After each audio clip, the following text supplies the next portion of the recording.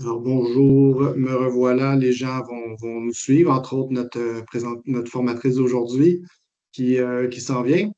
Alors, je vais juste partager mon écran ici. Puis je vais vous mettre une petite question dans le chat auquel vous pourrez répondre pendant la rencontre. C'est seulement pour qu'on vous connaisse un petit peu mieux. Donc, votre nom, votre organisation, puis ce qui vous a amené à vous inscrire aujourd'hui à cette formation. Donc, en fait, je me présente, Félix Laurando-Lebel, je suis chargé de projet chez Atter Service Conseil, donc responsable de la plateforme Espace DD. Je vous explique ça dans un instant. Donc, aujourd'hui, ce qu'on va faire, je fais une petite introduction que je vais faire en accéléré, étant donné le petit retard. On aura la formation par Anne-Marie Dubreuil de, non pas MGA Développement durable, mais Carbure Aventure. Et puis, on revient à la fin pour une période de questions et quelques petites annonces. Donc, pour les questions durant la formation, n'hésitez pas pour des questions de précision, des questions courtes, il n'y a pas de problème. Sinon, sachez qu'on a du temps à la fin de la rencontre. On pourra déborder un petit peu aussi, si jamais c'est nécessaire, là, du 13 heures prévu. Alors, voilà pour ça ici. Je vous explique rapidement. Adair Service Conseil, dans le fond, c'est une entreprise d'économie sociale qui fait du service conseil auprès de toutes sortes d'organisations pour les aider à prendre un virage éco-responsable. Puis une des stratégies qui a été développée, ben, c'est entre autres, c'est principalement du service conseil qu'on fait, mais on a aussi une plateforme, Espace DD. Donc, vous êtes sûrement passé par là pour vous inscrire. Donc, c'est une plateforme qui vise aussi à aider les entreprises à prendre le virage éco-responsable, à travers une communauté de pratique, des événements. Donc, on va se former, on va s'outiller aussi, il y a des ressources par thématique. Donc, je vous invite à visiter espacedd.ca. Et puis, sachez que pour les membres de la TCRE, vous avez 15 de rabais sur votre abonnement avec l'association. Donc, en fait, sans plus tarder, je passe la balle à Anne-Marie qui va nous faire sa présentation aujourd'hui. Alors, merci beaucoup d'être là, Anne-Marie. Merci à vous aussi, aux participants. Alors, Anne-Marie, quand tu veux, tu prends le contrôle.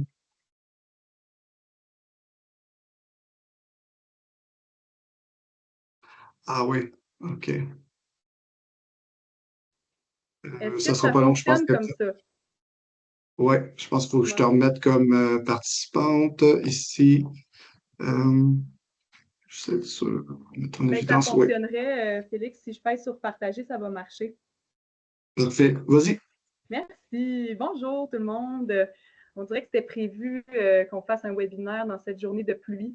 Alors, c'est très intéressant de vous avoir. On est plus qu'une vingtaine, c'est le fun, merci. Alors, moi, j'ai été formée comme instructrice sans trace par un organisme qui s'appelle De Ville en forêt, qui est mandaté par Centrace Canada pour instruire en fait, former des instructeurs et des instructrices pour ensuite donner l'information à des personnes comme vous, gestionnaires de sites touristiques pour cette fois-ci particulièrement. Donc, je vais d'abord partager mon écran parce que j'ai une présentation euh, pour que ça fonctionne mieux visuellement. Voilà, ça fonctionne bien.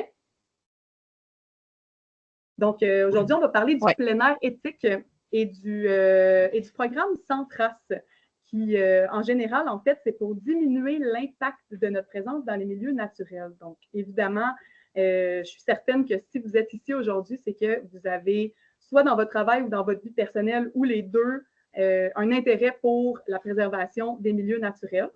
Puis, il y a un projet régional qui est soutenu par trois partenaires clés ici en Esprit Canton de l'Est. Il y a Tourisme Canton de l'Est, le Conseil Sport Loisirs de l'Esprit et le CADC-CAE qui se sont mis ensemble pour venir créer un projet d'implantation de ce programme-là, puis qui va servir en fait à accompagner et former des gestionnaires de sites, former des instructeurs et des instructrices comme moi, sensibiliser les gens aussi, les utilisateurs, les utilisatrices à ce programme-là. Puis il y a une campagne de sensibilisation aussi qui s'en vient. Puis c'est aussi mené par un comité régional. Puis à la fin de mon PowerPoint, vous le recevrez. Puis il y a toute la liste du comité jusqu'à ce jour, là, tous les participants qui aident vraiment à faire foisonner le programme ici dans la région. Puis, il y a donc des ateliers terrain qui sont possibles, qui sont animés, comme aujourd'hui, par exemple, qu'il y en a aussi en personne. Et à partir de l'automne, il va y avoir une cohorte d'accompagnement aussi pour les gestionnaires. Donc, il y a plein de choses qui se passent, c'est vraiment dynamique. Puis, aujourd'hui, on va plonger ensemble là, dans du contenu, puis éventuellement aussi, comme Félix le disait, si vous avez des questions pendant que ça se passe, faites levez votre petite main là, virtuelle, puis lui va pouvoir m'avertir qu'il y a quelqu'un qui pose une question. Sinon, à la fin, on va pouvoir déborder un petit peu. Là, je vais être disponible pour répondre le mieux que je peux, le mieux de mes connaissances. Donc, aujourd'hui, notre but, ça va être de créer un pont entre vos valeurs pour ensuite passer à une action juste. Donc, on a des valeurs qui sont individuelles, collectives et des valeurs d'organisation. Donc, c'est sûr que c'est une panoplie de bonnes raisons et d'émotions même qui peuvent nous amener à passer à l'action. Mais dans le but de ce programme-là, c'est vraiment d'aller vers une action juste et saine pour la préservation de nos milieux naturels. Puis il y en a beaucoup ici au Québec. On est super chanceux. Au Canada même, on a énormément d'endroits qui sont naturels, aménagés ou non. Puis on va vraiment se concentrer dans des endroits qui sont hautement fréquentés. Donc, on veut réduire et éviter, ça c'est sûr que ça serait l'idéal, éviter les impacts néfastes qui sont individuels et cumulatifs. Et le programme Centrace, la façon qu'on l'aborde, c'est vraiment, il y a deux grandes parties. Il y a le pourquoi et il y a le comment. Donc, le pourquoi, c'est toujours une partie qui touche vraiment à nos valeurs et donc notre éthique. Puis moi, ça m'intéresse énormément de pouvoir approfondir une éthique personnelle ou une éthique d'organisation pour, dans le fond, c'est quoi qui est important, puis ensuite, pourquoi on le fait, puis ensuite, quelles sont les actions, comment je peux appliquer des meilleures actions sur le terrain. Donc, c'est vraiment une des notions de sensibilisation qu'on apporte dans le contexte du Centrace. Alors, je vais vous parler un petit peu de moi, juste pour vous mettre un peu en contexte, puis ensuite, on plongera plus profondément. La photo que vous voyez sur l'écran, elle date de plusieurs années. C'était en 2018. J'ai fait un voyage au Népal et je me suis retrouvée à faire une randonnée et une rencontre avec une Américaine qu'on voit sur la photo en haut à droite, qui a parti une coopérative qui s'appelle Clean City, donc une ville propre, si on veut, dans un petit village du Népal. Puis, son intention, c'était de ramasser des fonds dans son compte de banque personnel pour ne pas s'en faire enlever par le gouvernement et ensuite mettre directement des options sur le territoire, des actions de sensibilisation aussi. Puis la photo a été prise lorsqu'on a remis des sacs réutilisables à des enfants dans une école pour qu'ils puissent aller à l'épicerie. Parce que là-bas, il n'y avait pas d'autre option. C'était toujours des sacs de plastique.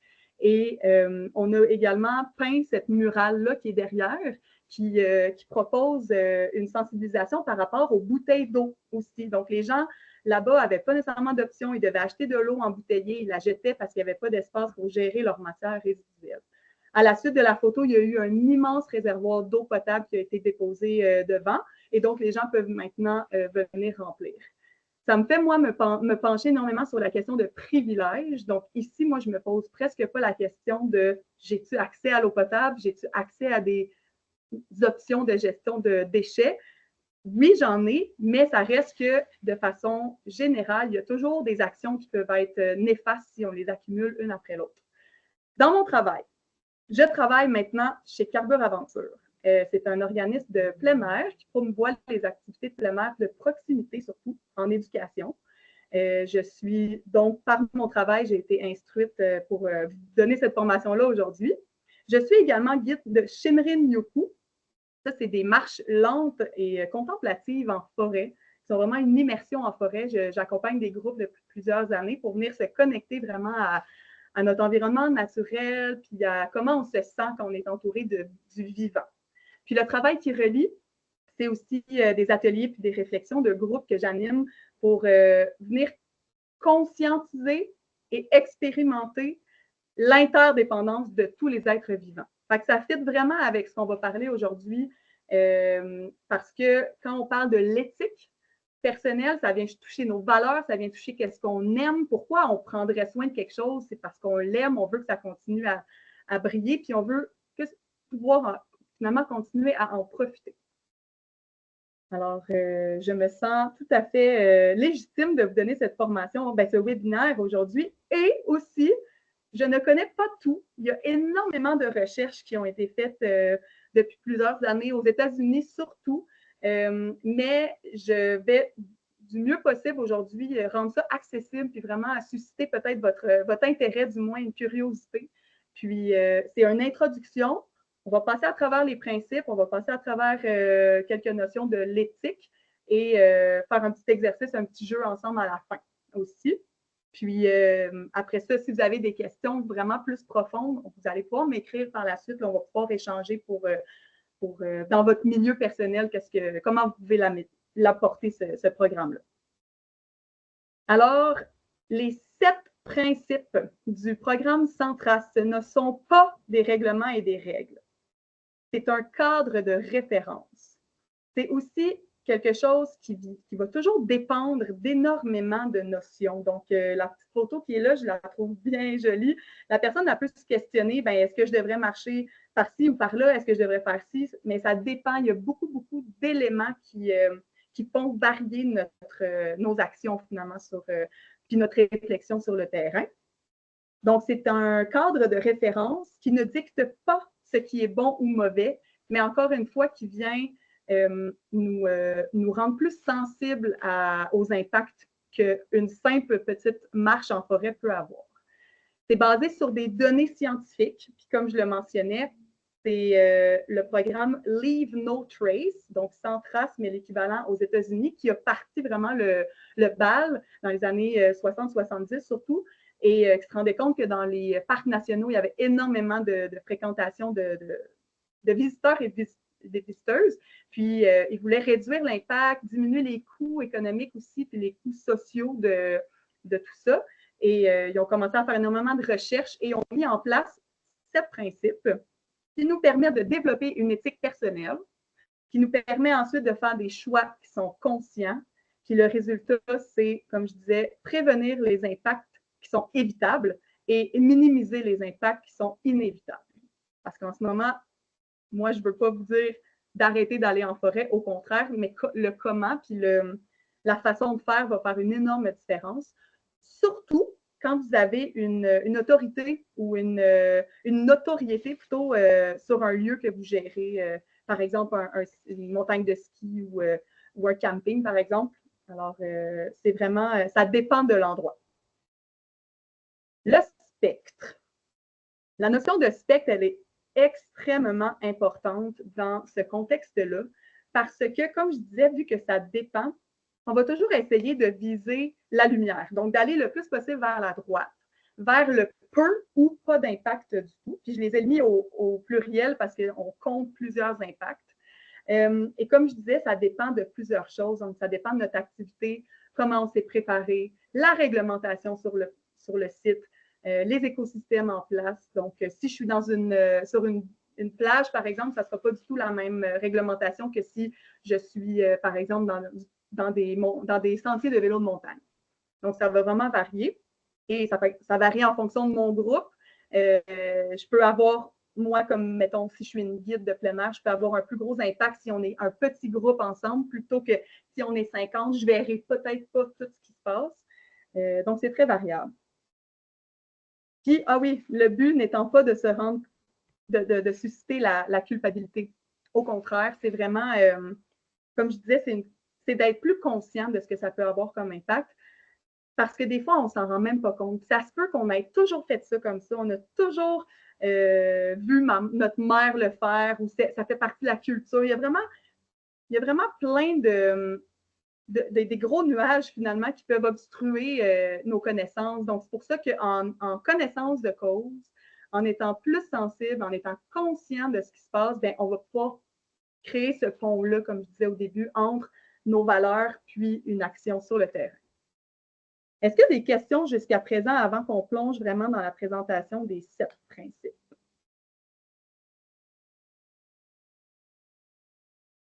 Moi, je ne vous vois pas. Alors, Félix, peux-tu me dire? Moi, j'ai une question. Je vais lever la main. Vous pouvez lever la main là, en haut, au milieu de la barre du menu là, dans Teams. Euh, je voulais peut-être juste vous dire, voyons, ce que je voulais vous dire. J'ai oublié, mon Dieu, je suis désolé. Est-ce que quelqu'un d'autre a une question qui va être plus pertinente que la mienne?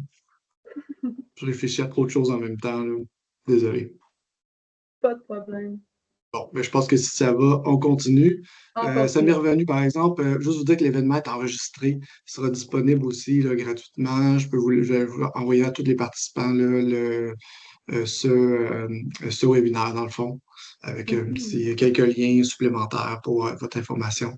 Alors, c'est ce que je voulais dire. La mémoire m'est revenue. Merci, à bientôt. Merci. Alors, ce que je vais faire, c'est que je vais vous présenter les 7 principes un après l'autre. C'est une liste, oui, qui vient quand même, si on veut faire un grand survol de ce qu'on peut faire. Et j'ai sélectionné quelques principes que je voulais approfondir un petit peu plus avec vous pour vous nommer, par exemple, vraiment des données qui, moi, m'ont marqué ou qui viennent marquer, c'est ça, qui viennent marquer l'imaginaire. C'est souvent des choses, comme je disais, qu'on aime ou qu'on veut protéger, pour lesquelles on va faire des actions justes. Donc, puis à la fin, j'aurai aussi un petit truc là, pour se rappeler de ça qu'on peut facilement intégrer dans notre vie de tous les jours. Alors, ne vous inquiétez pas, ce n'est pas à apprendre par cœur. C'est vraiment un cadre de référence, c'est un point de départ sur lequel tout le monde peut partir pour ensuite, comme je vous disais, passer à l'action en plein air.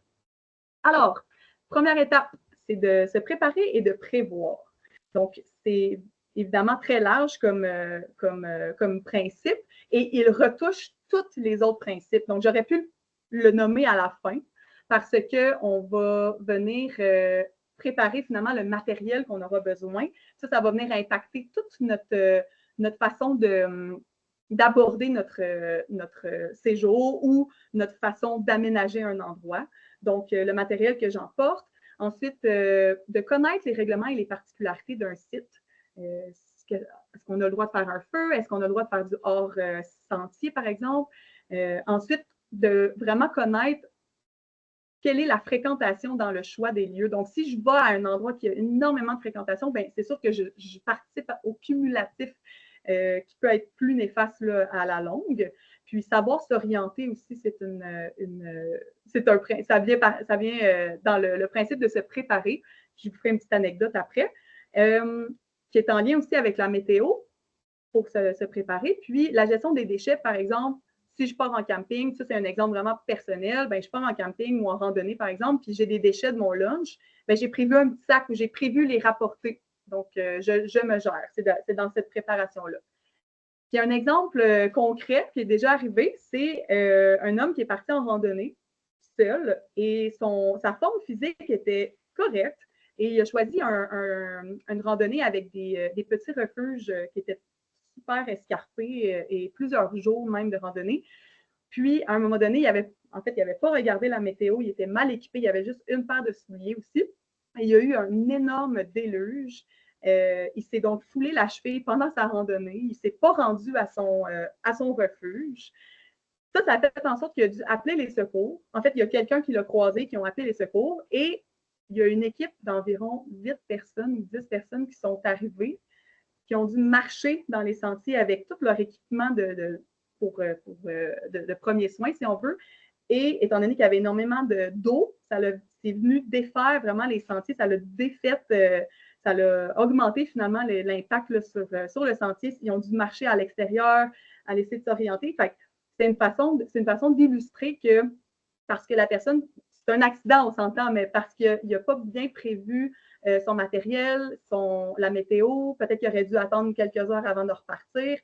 Son manque de préparation a fait en sorte que pour se faire secourir, il y a eu des impacts sur la montagne. Quand on observe un exemple comme ça, puis qu'on fait une loupe dessus, on dirait que c'est pas si grave. Puis moi, je trouve aussi que c'est comme ça que je me sens. Je me dis, ben OK, c'est arrivé une fois, mais c'est vraiment l'effet cumulatif. Puis je vais le répéter souvent. Quand on a un endroit où est-ce qu'il y a des centaines de personnes qui viennent chaque jour, ben un petit accident peut avoir des impacts parce qu'ils sont cumulatifs. Ensuite, le deuxième principe ici, c'est d'utiliser des surfaces durables. Donc, dans nos déplacements, on peut, en fait, c'est recommandé, c'est toutes des recommandations, comme je disais, c'est recommandé de rester dans les sentiers qui sont déjà existants. Et lorsqu'ils sont existants, c'est d'assumer qu'il y a de la bouette, puis qu'il y a de l'eau, puis qu'on reste au milieu. Parce qu'à force d'avoir, encore une fois, des visiteurs, le sentier, si on marche sur les côtés, pour éviter d'être boueteux ou éviter d'être mouillé, ça va venir élargir le sentier de façon humaine, si on veut, non naturelle. Et donc, toute la végétation sur les bords va éventuellement mourir et ça prend énormément de temps à se régénérer. Et c'est encore une fois pour la préservation vraiment de nos milieux. Il y a des gens, il y a des organisations qui mettent d'extraordinaires efforts à construire des lieux qui sont sécuritaires, qui passent même dans des endroits un petit peu plus rustiques. Donc, il faudra honorer ces endroits-là qui existent déjà. Dans le hors-sentier, si on est, par exemple, dans un endroit où est-ce que, je donne un exemple qui arrive souvent, je suis en montagne, j'ai envie d'aller aux toilettes, il n'y a pas de sentier, il n'y a pas de toilette, je vais aller dans le bois. Je vais essayer de marcher dans des endroits où est-ce que je ne vais premièrement pas trop abîmer le sol. Si je peux, je vais marcher sur des choses qui sont solides, donc comme la roche et le sable. En hiver, la neige épaisse, elle donne un immense protection pour le sol, l'herbe sèche. Donc, ce sont des exemples de juste se l'imaginer dans notre tête que c'est toujours une façon de... On a toujours le choix. En fait, quand on a le choix, on prend la meilleure décision à la lumière de cela. Si je suis dans un campement ou que je prends une pause ou que je suis un gestionnaire d'une montagne, par exemple, et je veux aménager un endroit pour que les gens puissent avoir un point de vue, on va privilégier des espaces sans végétation à une distance de 60 mètres des berges. Donc, s'il y a de l'eau, on va essayer d'être un peu plus loin pour préserver cet espace-là. Et on va favoriser aussi des lieux déjà existants. Puis, il y a une petite expression là, si on veut, qui se passe là, dans le centras, c'est qu'un terrain de camping, ça ne se construit, ça ne s'invente pas, ça se trouve. Il y a toujours des endroits qui sont propices à ça, même qu'il y en a qui existent déjà. Donc, on favorise les endroits qui sont déjà utilisés. J'ai une petite donnée ici qui est super marquante. Là. Ça dirait que, puis j'aurai les sources là, à la fin, je vous envoie ça, il faudrait environ 8 ans pour que toute la végétation repousse sur des sites où un campement a été utilisé pendant 4 nuits seulement. Donc, 4 nuits à un endroit avec une tente puis du piétinement, ça prendrait 8 ans à se régénérer. Donc, c'est pour ça qu'on imagine de concentrer, un peu comme la densité dans une ville, au lieu de faire de l'étalement urbain, c'est un petit peu la même notion. Donc, on essaie de rester où est-ce que les gens sont déjà passés. Numéro 3, gérer adéquatement ses déchets. Donc, si j'ai apporté quelque chose avec moi, je le rapporte. Ou j'utilise les options de poubelle, recyclage, compost qui sont sur place, incluant le papier de toilette, incluant la nourriture, même si elle est biodégradable. Et je vous expliquerai plus tard pourquoi pour la nourriture. Mais il y a une question qui est peut-être moins abordée dans les principes vraiment comme tels, mais dans mon éthique personnelle à moi, simplement la beauté d'un paysage, la beauté d'un lieu, avec un grand B aussi, de respecter que le papier de toilette n'était pas là, la nourriture n'était pas là, même si elle va se dégrader. Dans ma ville, et la plupart des vôtres, j'imagine, on a des espaces qui sont dédiés au compost, par exemple, puis aux déchets. C'est sûr que là, on pourrait aller loin dans l'éthique de la gestion des matières résiduelles, mais de façon individuelle ou de groupe, quand on se déplace à un endroit, on essaie de rapporter avec soi et de bien le gérer au retour. Si on a affaire des excréments humains, c'est sûr que d'installer des bécosses à quelque part en forêt ou des toilettes chimiques ou tout ça, on va prioriser ça. Mais il y a quand même une façon de faire, c'est en creusant un trou de la profondeur environ d'une main adulte et toujours à une distance de 60 mètres qui représente 70 pas d'adulte, donc à une distance de 70 pas d'adulte de l'eau. Puis on filtre notre eau de vaisselle également parce que sinon ça laisse des morceaux de nourriture. Là, c'est vraiment, je vous donne des petits exemples, mais c'est toujours de se poser la question. est-ce que ce que je vais faire peut avoir un impact? Puis à un moment donné, le cerveau va se créer des nouveaux chemins qui sont positifs, dont les impacts sont moins néfastes, et ça va devenir un réflexe, évidemment, par la suite. Est-ce que jusqu'à présent, il y a des questions sur les 3 premiers principes?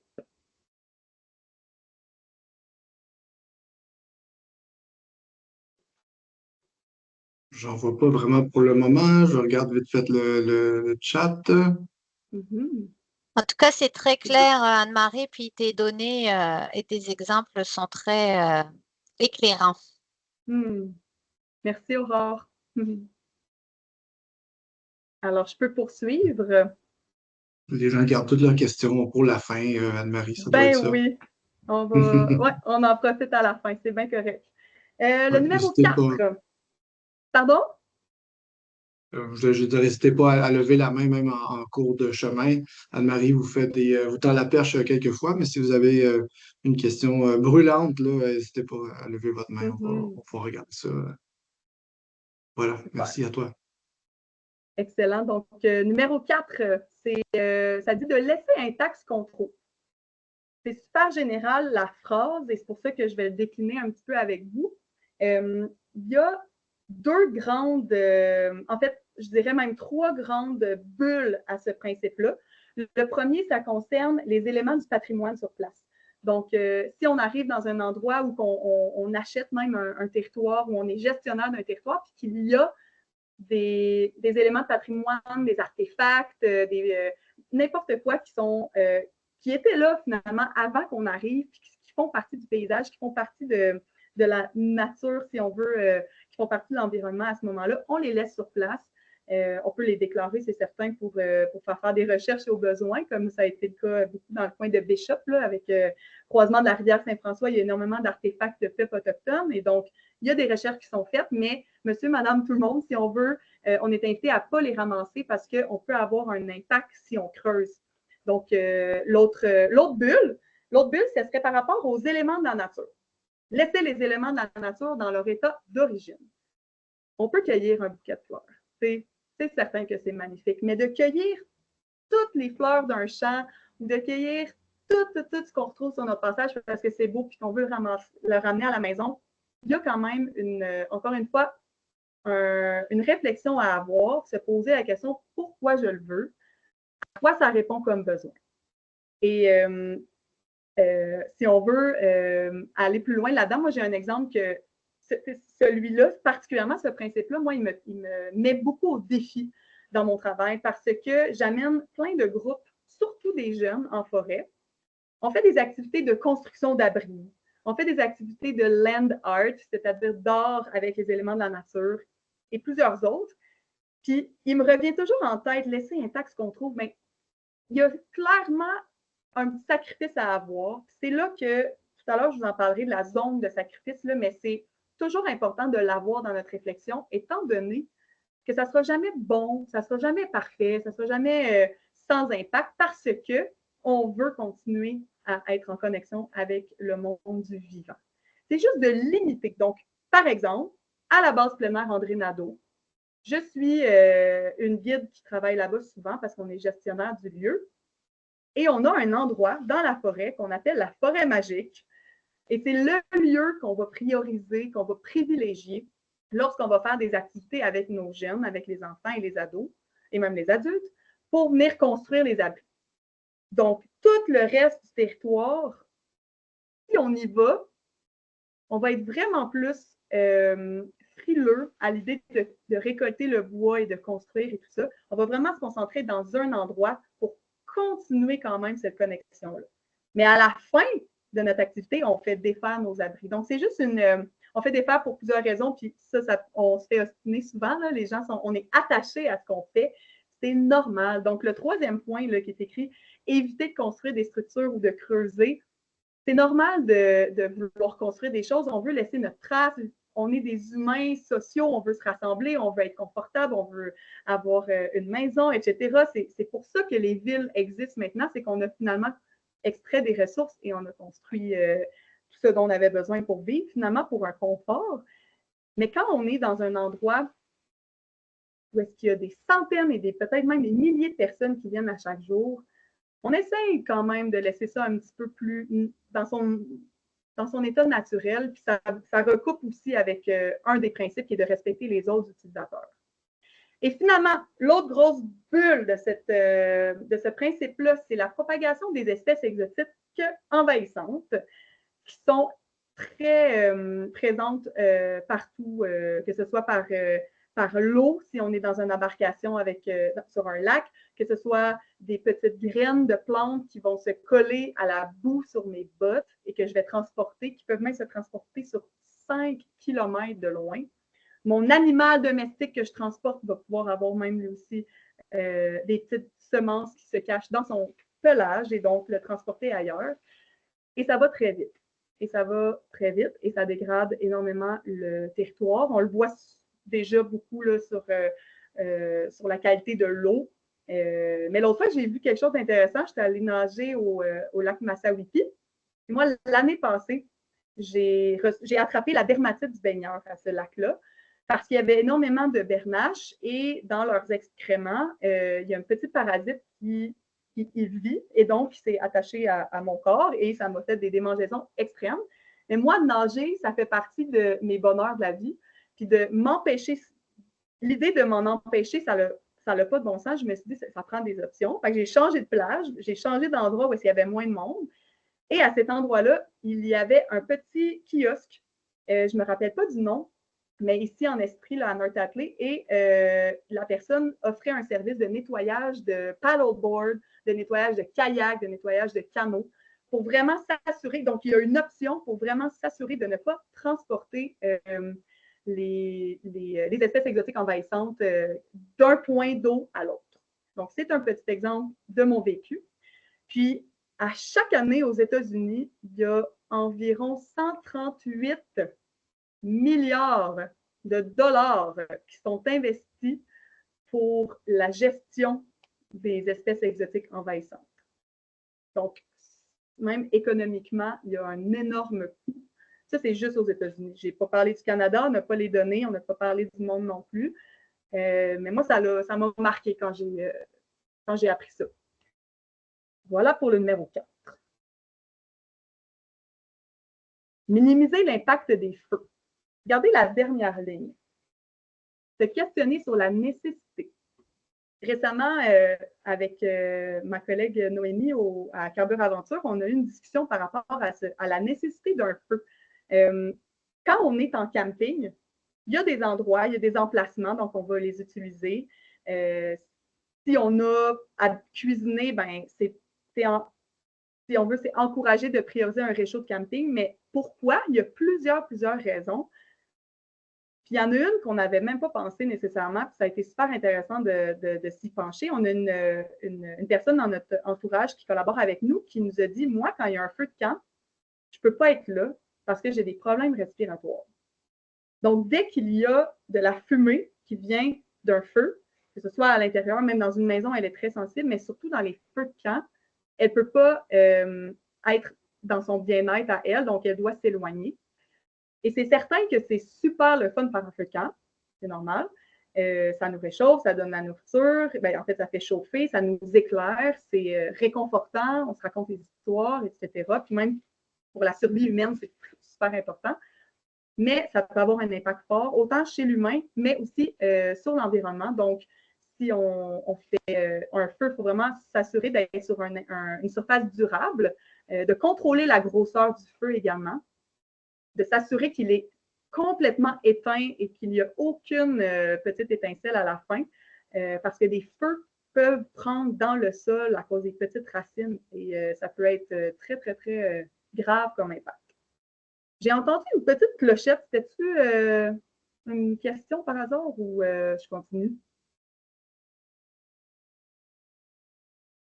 Ça fonctionne, il n'y a pas de question, mais si vous en avez, c'est un des moments prévus. Alors, je vois pas rien de tellement nouveau dans le chat, pas de main levée. Je crois qu'on peut C'est bon. continuer.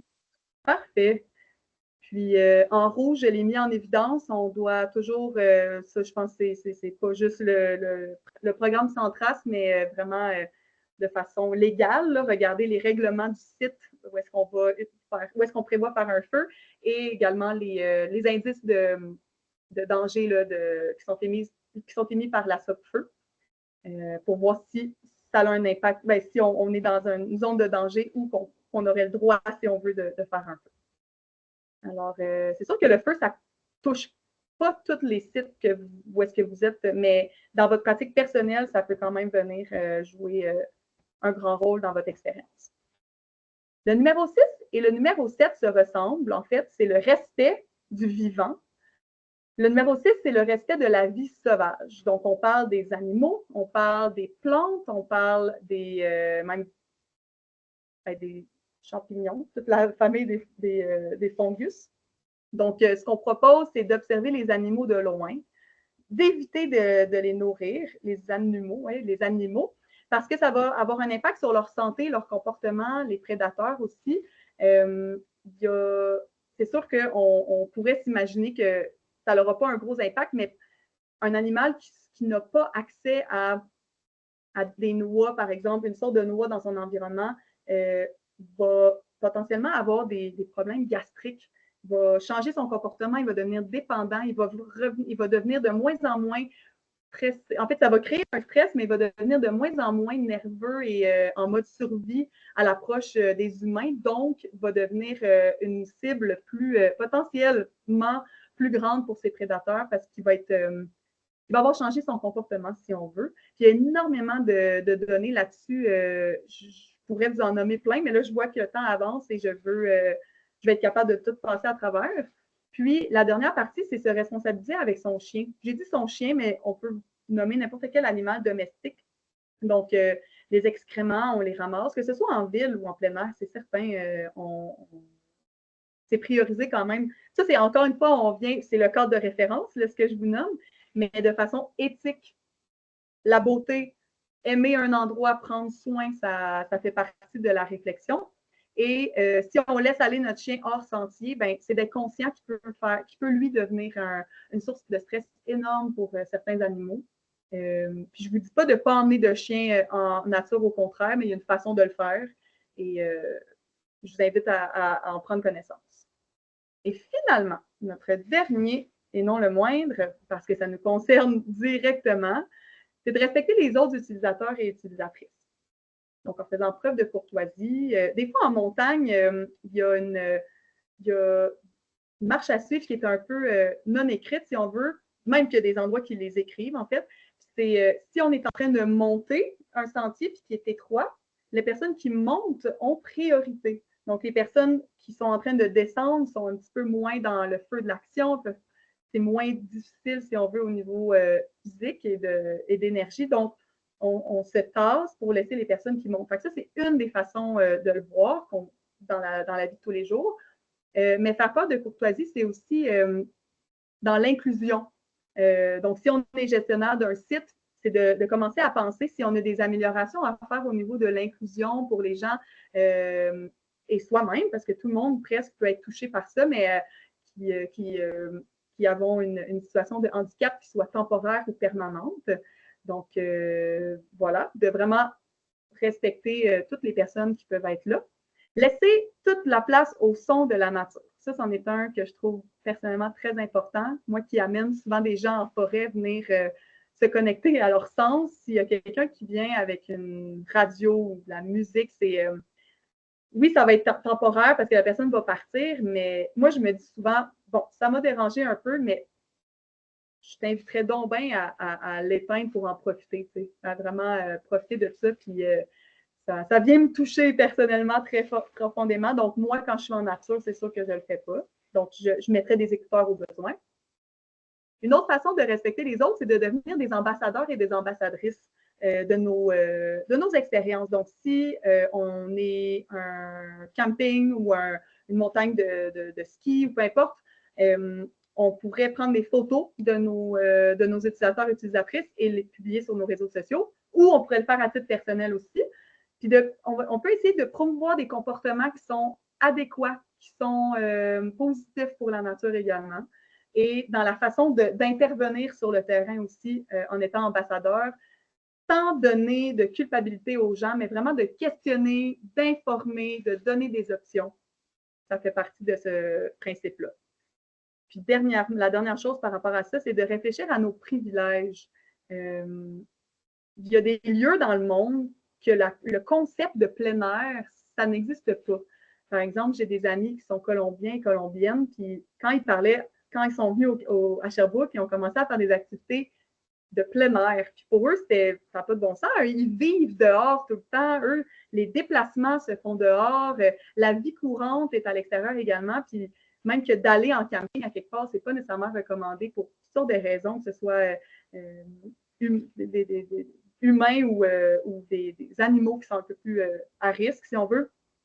Donc, ça n'existe pas. Et donc, pour nous, ici, ce privilège-là de pouvoir aller en forêt et d'être en sécurité, c'est énorme. C'est pas à prendre pour acquis. Et les lieux qui sont touristiques et qui sont hautement fréquentés, il y a des raisons pour ça. C'est parce que c'est davantage magnifique. Il y a une énergie qui se dégage de ces endroits-là et ça attire énormément de personnes. Donc, on est chanceux de pouvoir avoir accès à des lieux comme ça. Donc, je vous les remets ici, puis j'ai mis une image de main. Parce que je vais vous donner un petit truc mnémotechnique pour vous rappeler des 7 principes. Donc, je vais vous demander de le faire. Moi, je ne vous vois pas, mais je vous fais confiance. C'est juste pour l'enregistrer dans votre corps. Ça raconte bien l'histoire aussi. Là, ça va être, vous allez voir, ça va être facile de s'en rappeler. Donc, le numéro 1, c'est de se préparer et de prévoir. Donc, on imagine qu'on a un crayon dans la main. Donc, c'est le numéro 1. 2, c'est utiliser les surfaces durables. Donc, on marche sur des surfaces durables. 3, on a un déchet et on vient le ramasser. Donc, on gère adéquatement les déchets. 4, c'est comme le peace and love. Donc, on laisse intact ce qu'on trouve. On ne touche pas, on laisse ça là. 5, c'est minimiser l'impact des feux. Donc, on peut imaginer que ma main qui monte, c'est comme un feu. Donc, on y pense, le feu. 6, c'est respecter la vie sauvage. Donc, j'ai 3 doigts de chaque côté. Ça peut me faire des petites oreilles comme ça. Et 7, respecter les autres utilisateurs et utilisatrices. L'harmonie totale. Alors, c'est un petit truc qu'on promouvoit chez Carburant Aventure depuis plusieurs années déjà, puis ça fonctionne. Moi, je m'en rappelle tout le temps. Alors, si vous avez envie de jouer et de vous l'approprier, il est super simple, puis je pourrais vous le rappeler plus tard. Là, ça va être le temps que vous participiez un peu avec moi. Donc, je vous ai mis un petit geste qui est à l'écran ici. Alors, on peut s'imaginer tout le monde qu'on est en train de marcher dans la montagne du mont Offord, ici en Estrie, et on a une pause collation, puis notre pomme est terminée, mais il nous reste notre cœur de pomme. Bon, c'est simple. On vient de voir c'est quoi les 5 principes, mais j'aimerais que vous me dites, que vous nommiez lesquels principes, un principe par personne, quel principe ça vient toucher si je le mets dans le champ ou dans la nature, si je le laisse par terre, finalement.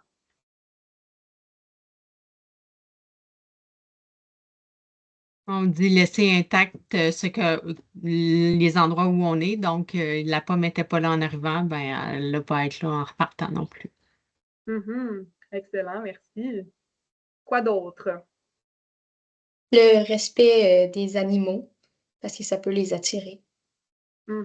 Exactement. Je vais faire un petit pont là-dessus. Il y a des endroits où est-ce qu'il y a des pommiers sauvages et il y a des endroits où est-ce qu'il n'y a pas de pommiers sauvages. Puis le territoire alimentaire des animaux sauvages, ils ne sont pas si grands que ça. Donc, s'il y a un écureuil dans un endroit où est-ce qui a toujours vécu puis qu'il n'y a pas de pommiers, puis que soudainement, il y a ça à sa portée, c'est attirant, il va y aller, mais son système n'est pas fait pour en manger. Donc, il va avoir des effets biologiques graves sur sa santé. Quoi d'autre?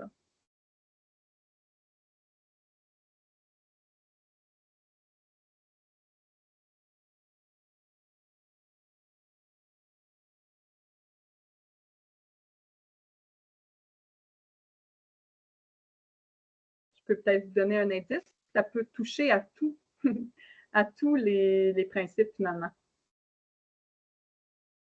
Le numéro 1, j'aurais pu prévoir quoi, par exemple? Ramener un sac pour ses déchets. Exactement. Et si on est gestionnaire d'un site, on aurait pu proposer une option. Si un lieu c'est super populaire où est-ce que les gens prennent des pauses, on pourrait mettre des contenants pour la gestion des matières résiduelles appropriées. Numéro 2, rester sur les surfaces durables. Moi, je l'ai extrapolé un peu. C'est que clairement que la personne ne va pas nécessairement le laisser tomber direct dans le sentier. Probablement qu'elle va sortir du sentier, elle va le pitcher. Fait que c'est déjà là, on n'est plus dans les surfaces qui sont appropriées de marcher, dans un endroit qui a plusieurs personnes. Numéro 3, on gère nos déchets. Numéro 4, on l'a dit, on laisse intact. Numéro 5, je pourrais faire un feu. Je suis peut-être pas en randonnée au Mont Offord, mais si je suis en camping puis je fais un feu puis que je brûle mon déchet, mais c'est pas recommandé de faire ça. Si ça incite quelqu'un d'autre à faire autrement, ben on va se ramasser à brûler n'importe quoi. Numéro 6, on l'a dit, la vie sauvage. Puis le numéro 7, ben, le respect de l'autre, c'est-à-dire que la personne qui est arrivée dans la montagne a envie de profiter de son temps, a envie d'avoir accès à un lieu paisible et magnifique. Puis là, il y a des déchets humains ou n'importe quelle sorte de déchets. C'est pas intéressant. Donc, un simple geste peut venir vraiment boucler la boucle dans notre façon de réfléchir. Puis c'est ça le but aussi aujourd'hui, c'est de vous montrer que dans n'importe quelle action, comme je disais au début, n'importe quelle action peut avoir un impact positif, mais aussi néfaste. C'est quand on en accumule. Donc, un petit cœur de pomme que j'ai échappé sur le bord du chemin, on n'en entendra probablement pas parler, mais si moi, je suis ambassadrice d'un endroit puis que je vois plein de personnes le faire, ben, je vais pouvoir aller leur en parler pour pas que ça devienne une habitude. Je montre ça ici. L'autre fois, je suis allée me promener au Marais Réal des Carbonneaux, qui est un endroit à Sherbrooke où est-ce qu'il préserve énormément. En fait, c'est un milieu humide qui a été créé à force d'excavation. C'est devenu un immense marais avec des espèces d'oiseaux, de plantes, toutes sortes d'amphibiens également qui sont très diversifiés. C'est magnifique. J'ai pris 3 photos qui m'ont marqué sur qu'est-ce qu'on peut faire et qu'est-ce qu'on peut remarquer d'un endroit à l'autre pour respecter, si on veut, les sans-traces. Mais d'abord, offrir des options. Donc, j'ai pointé avec la flèche les bacs de recyclage et de poubelles. Il n'y a pas le compost. Donc, s'il n'y a pas le compost, on peut gérer soi-même. On pourrait gérer même, dans le sens rapporter nos affaires, même s'il y a des options, mais au moins, il y en a. Et j'ai une collègue de Sans-Trace qui est allée à Montréal récemment.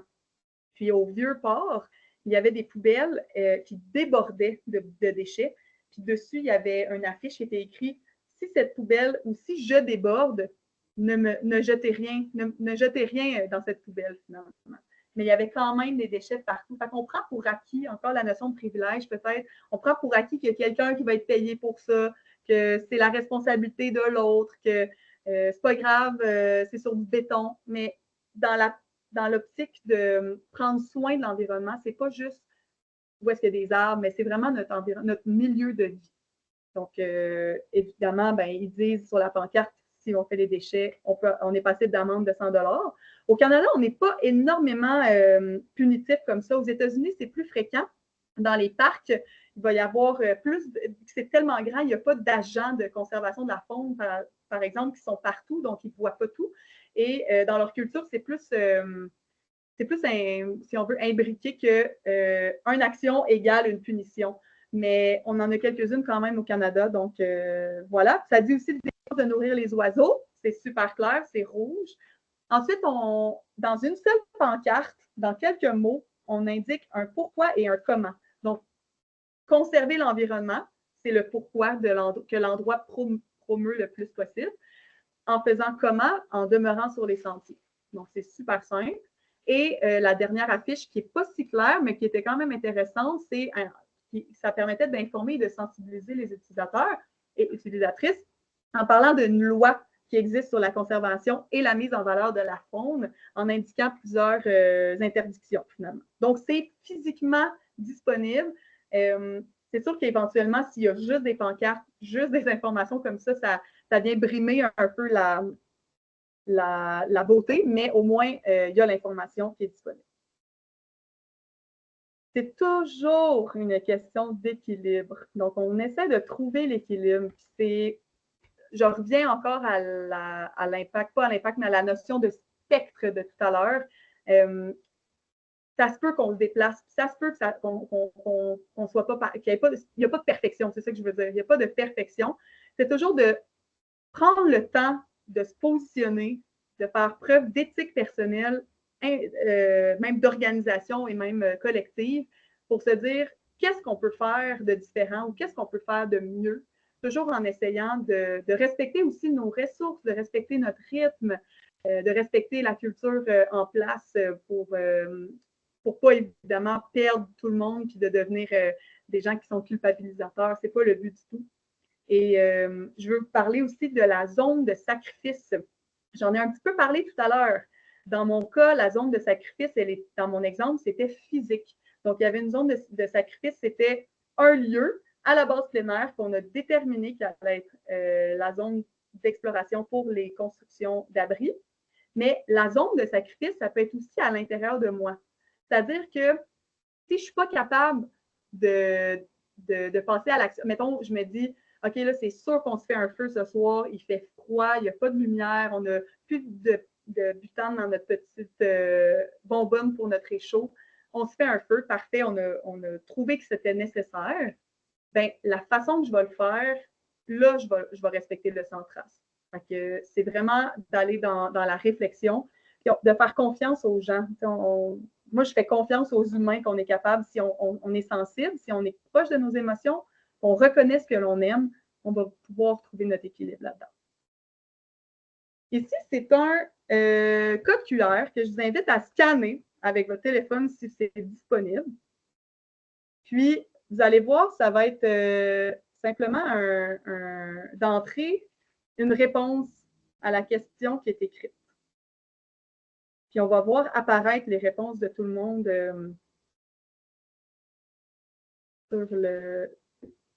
sur l'écran. Donc, la question, c'est, à la lumière de ce qu'on a vu, quelle sera votre prochaine action concrète? Et j'aimerais que, peut-être en quelques mots, pour pas que ça soit des grandes phrases, mais des points, quelque chose qui vous a marqué peut-être dans la formation, dans le webinaire, qui vous dit, hey, moi, je serais capable de faire ça comme action prochainement. Ça peut être tout simplement de s'asseoir avec son équipe puis d'en parler. Ça peut être tout simplement d'aller lire. Tout est bon, n'importe quoi. Hey, qu'est-ce que tu fais? Michi? Ouais.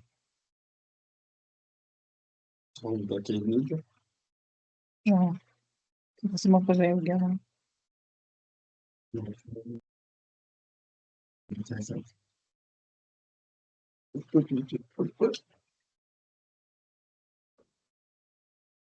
Alors, on a mieux planifié.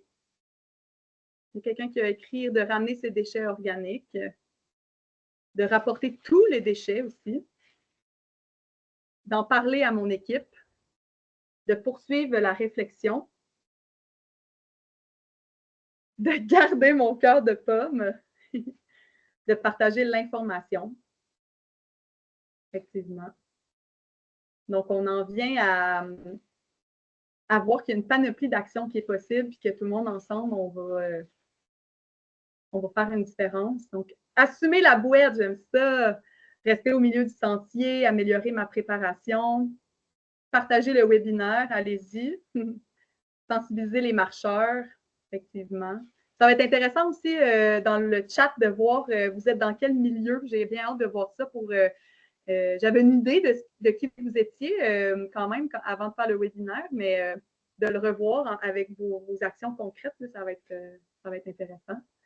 Donc, je vais sortir d'ici, je vais retourner à ma présentation pour terminer ça. Alors ici, je vous ai mis une liste de ressources, en fait, qui viennent de Ville en forêt, l'organisme mandaté par Centrace Canada. Donc, vous allez pouvoir cliquer là, sur les différents liens ici pour avoir accès à du contenu. Donc, c'est des aides mémoires. Centrace Canada aussi a son contenu et a produit des capsules vidéo grâce à Mountain Equipment Co-op qui ont fait des petites capsules très courtes de quelques minutes seulement pour chaque principe. Ça parle, hein, les images, puis je pense que de se raconter des histoires, c'est super important pour pour se rappeler, puis être engagé, puis avoir une bonne mémoire. Ensuite, si vous avez des questions concernant le projet régional, c'est Oscar qui s'en occupe, qui est au Conseil sport loisirs de l'Esprit. Il y a plein de personnes qui s'en occupent, mais ça va être la porte d'entrée. Donc, si vous voulez aller plus loin dans des réflexions, dans des ateliers, peut-être, là, c'était une porte d'entrée, ça vous donne une idée, mais on peut aller plus en profondeur par rapport à votre lieu en particulier aussi. Puis si vous avez des questions concernant le contenu de la présentation, ben, vous avez mes coordonnées ici également.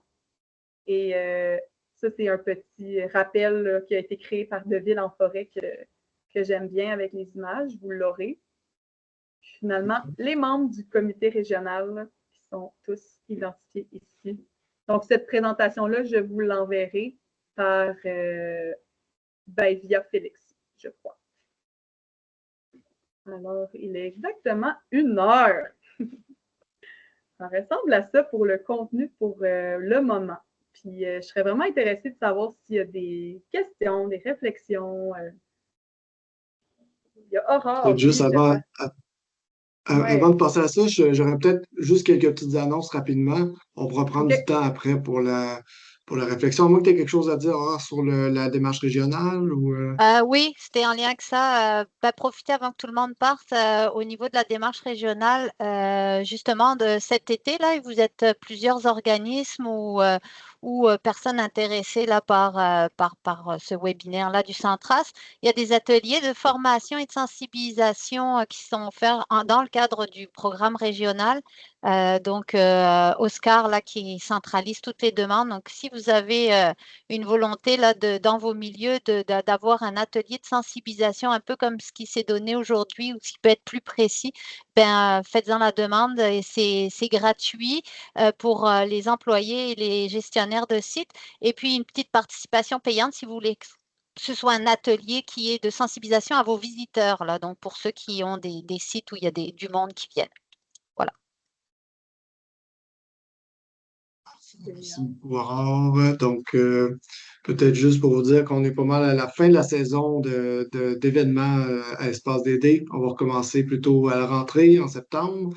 Donc, à venir, entre autres, des événements sur l'entreprise et la biodiversité, l'adaptation au changement climatique, plutôt pour les municipalités, mais c'est transférable vers d'autres secteurs aussi.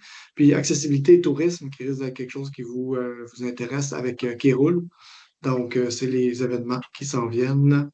Et puis, merci beaucoup encore à Anne-Marie et puis aux partenaires là, qui ont permis là, d'offrir cet atelier gratuitement aujourd'hui et qui sera distribué, j'espère, largement pour répandre la bonne nouvelle du Centras et de la démarche régionale.